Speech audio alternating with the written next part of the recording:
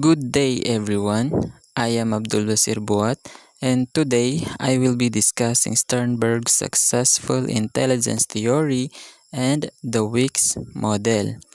But before we begin, let me ask you a simple question. Do you think having a high IQ or getting high grades is enough to become a successful in life? So, yes, many people believe that intelligence is only measured through exams and academic performance. However, according to psychologist Robert J. Sternberg, success is much more than that, and he believes that people becomes successful by developing different kinds of abilities and by using them wisely in real life situations. So today, we will learn what these abilities are, why they are important, and how they can help us become more successful and responsible individuals. Okay, so before we start the discussion, let's first look at our learning objectives. So at the end of this lesson, you should be able to first define Sternberg's successful intelligence theory and the Weeks model in your own words. Second, differentiate the four skills of successful intelligence and the four components of the Weeks model. This means you should understand what makes each skill different from the others. And lastly, apply these concepts in real life situations by identifying examples that you may experience as students or in everyday life. So, habang nakikinig kayo, try to think of situations in your own life where you already use these skills without even realizing it. Okay, so now let's talk about Sternberg's successful intelligence theory. So, according to Robert Sternberg, success in life is not based only on IQ, intelligent tastes, or school grades. Many people have high grades but struggle to solve real life problems. On the other hand, some people may not be top students, but they become successful because they know how to think, adapt, and solve problems. Sternberg explains that successful people develop four important skills, which is the memory, analytical, creative, and practical skills. Now, these four skills work together. Hindi sapat na magaling lang ang mag-memorize ang isang tao. You also need to analyze information, create new ideas, and apply what you know in real-life situations. So according to Sternberg, true intelligence is about using your knowledge effectively, not just remembering information. Now let us proceed to the four skills of successful intelligence.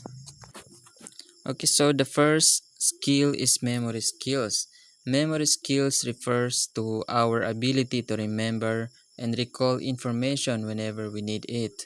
For example, memorizing multiplication tables, remembering historical dates, or recall grammar rules during an essay exam.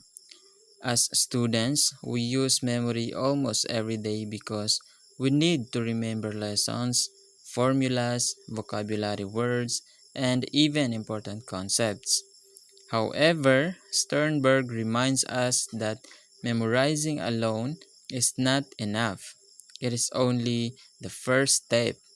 We also need to understand and apply what we remember. So, memory gives us the foundation of learning, but real success comes from knowing how to use that knowledge. Okay, so now the second skill is analytical skills. Analytical skills means the ability to analyze, compare, evaluate, and make good decisions. Instead of accepting information immediately, analytical thinkers ask questions like, why did this happen? Which option is better? What are the advantages and disadvantages? For example, before buying a smartphone, we compare its features, price, and the quality. And another example is analyzing the causes of climate change or evaluating whether an argument is supported by evidence.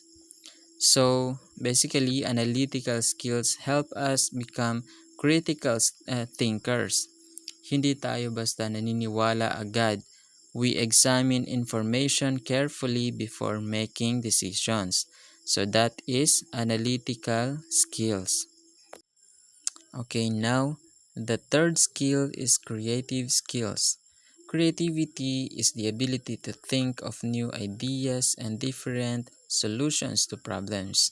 Creative people don't simply copy existing ideas. Instead, they improve them or create something completely new.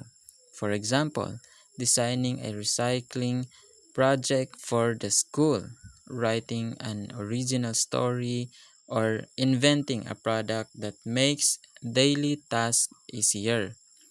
As students, creativity can be shown when making presentations, solving group activities, or thinking of unique project ideas. Remember, creativity is not only about drawing or art. It is also about finding better ways to solve problems. So that is the creative skills. Okay, so now the fourth skill is practical skills. Practical skills means applying what you know in real life situations. For example, learning Excel in ICT is useful only if you can actually use it to manage a budget. Knowing first aid becomes valuable when you help someone during an emergency. Communication skills become useful when solving misunderstandings with friends or classmates. In simple words, practical intelligence answers the question, how can I use what I learned in real life? This is why practical skills are considered very important because knowledge becomes meaningful only when we can apply it. That is the practical skills. Okay, so now let's reflect from those four skills. So there's a question here. Why do you think these four skills are important? Okay, so if a person only has memory but cannot solve problems, do you think magiging successful kaya siya? Or if someone is creative but cannot apply their ideas, what do you think? Magiging effective kaya sila? Success requires balance. Memory helps us learn. Analytical skills help us think critically. Creative skills help us innovate. Practical skills help us apply what we know. So together, these four abilities prepare us to face real-life challenges. Okay, so ngayon naman, dumako tayo sa the WICS model. WICS stands for Wisdom, Intelligence, Creativity, and Synthesized Thinking. The WICS model explains that success is achieved by combining wisdom, intelligence, creativity, and synthesized thinking. This means ang pagiging success ay na-achieve or nakukuha natin bilang isang tao through combining the wisdom, the intelligence, creativity, and synthesized thinking. So kapag na-balance or na-combine mo ang apat na ito, there is a high possibility that you will become a successful individual. And it emphasized that people should not only be intelligent but should also use their knowledge ethically for being or for the benefit of others.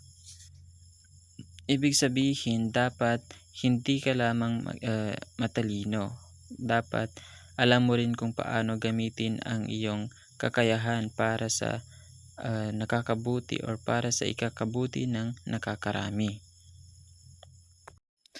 Okay, so what is wisdom in Wick's model? So it is the ability to make ethical and responsible decisions that benefit not only yourself but also other people. Ibig sabihin, it is the ability or kakayahan ng isang tao na maging responsable sa paggawa ng decisions na hindi lamang nakakabuti sa kanyang sarili, kundi na rin kundi nakakabuti na rin para sa karamihan. So for example, a student discovers that a classmate cheated on an exam. So instead of spreading rumors, the student encourages the classmate to be honest and learn from the mistake. So yun nga, hindi niya sinumbong yung classmate niya kasi nga alam niya na makakasama yun sa kanyang classmate. So instead na magkalat siya ng rumors is in-encourage niya yung classmate niya na gumawa or maging honest at matuto sa pagkakamaling nagawa ng classmate niya. So that is the wisdom in Wick's model. Okay, now let us proceed to the I, which stands for intelligence. So this is the ability to analyze, understand, and solve problems effectively.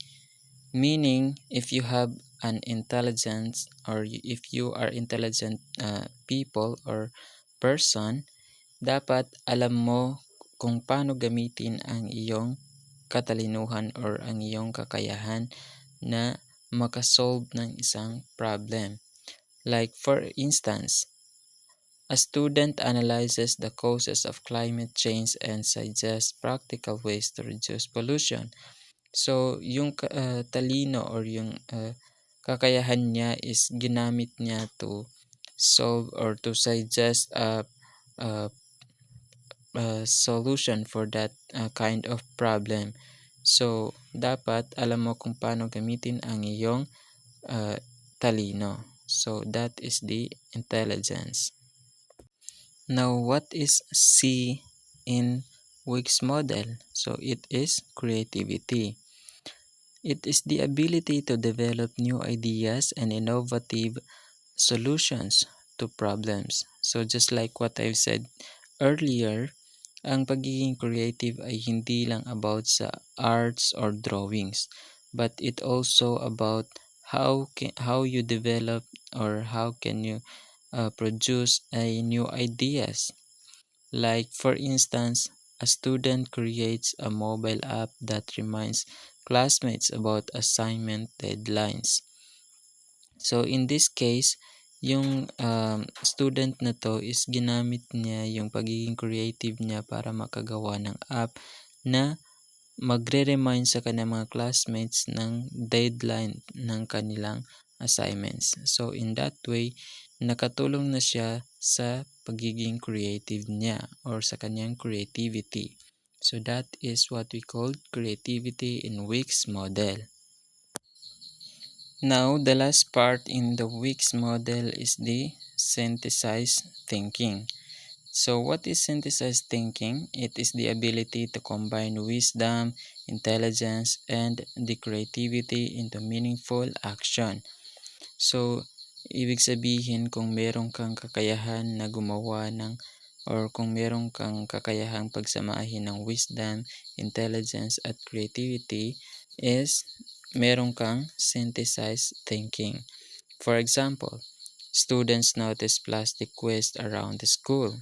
So, in this case, they will or they study the problem, which is it falls into the intelligence, and they design recycling bins from old containers, and it falls to the creativity. And also, they encourage classmates to participate responsibly. So, in that case, that is falls into the wisdom. And then, if they combine it together, these abilities lead to a successful recycling campaign. Meaning to say, magkakaroon ng makabuluhang action ang kanilang um, wisdom, intelligence, at pagiging creativity na magiging isang synthesized thinking. So, that is synthesized thinking. Now let us proceed to the applying the Weeks model. The Weeks model can be used in teaching and assessment. Teachers should design activities that develop students' intelligence, creativity, and practical skills and wisdom rather than focusing only on memorization.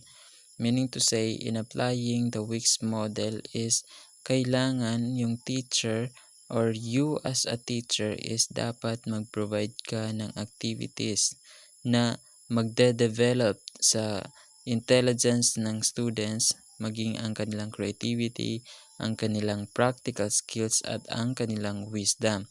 Imbis na mag-focus ka lamang sa kung papaano or kung paano sila mag-memorize ng isang topic.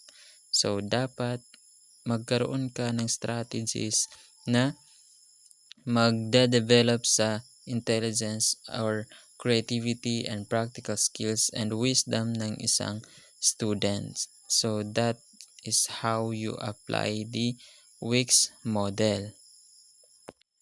Now, for applying the Weeks model, we have this teaching analytically.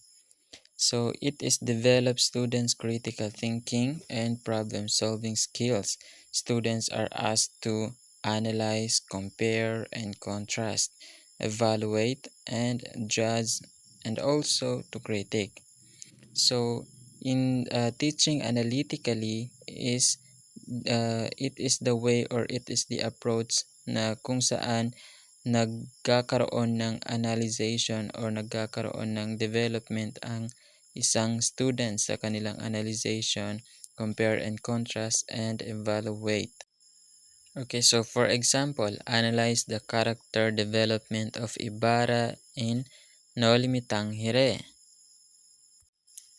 Okay, so in that way, yung analytical thinking ng isang bata is nade-develop or nagkakaroon ng improvement because of the analyzation. So that is the teaching analytically in applying the Weeks model. Now the second one, we have the teaching creatively. Now, this is encourage students to think outside the box and create original ideas. Students are asked to create, invent, imagine, predict, discover. For example, literature. Create an alternative ending to Florante at Laura. So, in this teaching creatively, ini-engage or ini-encourage natin ang isang estudyante na magkaroon ng creativity. Kumbaga, dapat magkaroon sila ng creation or imagination sa isang certain topic. Like in this example, create an alternative ending to Florante at Laura. So, kung magagawa nila ng magandang ending ang Florante at Laura is magkakaroon sila ng magandang kakayahan ng isang creativity. So that is what we call teaching creatively. So another one, we have this teaching practically. It helps students apply what they have learned in real life situations. Students are asked to apply, use, implement, put into practice. For example, in mathematics, use addition to count the number of boys and girls in the classroom. So in teaching practically is na bibigyan natin or natututunan ng ating mga estudyante kung paano nila gamitin ang kanilang mga kakayahan or kanilang natutunan sa lessons na ating diniscuss sa kanila. So, in that way, nagkakaroon sila ng application kung paano nila gamitin yung mga bagay na natutunan nila. So, that is the teaching practically in applying the Weeks model. So, the last one, we have teaching for wisdom. So, it develops students' ethical decision making and concern for the common good. Students are encouraged to consider other people's perspectives, make ethical decisions, balance personal and community interests, and think about long term effects. For example, values education. How can students help reduce global warming in their community? So in this teaching for wisdom is nagkakaroon ng development ang isang students in terms of their ethical decision making, na kung saan it is also about for the benefit of the common good.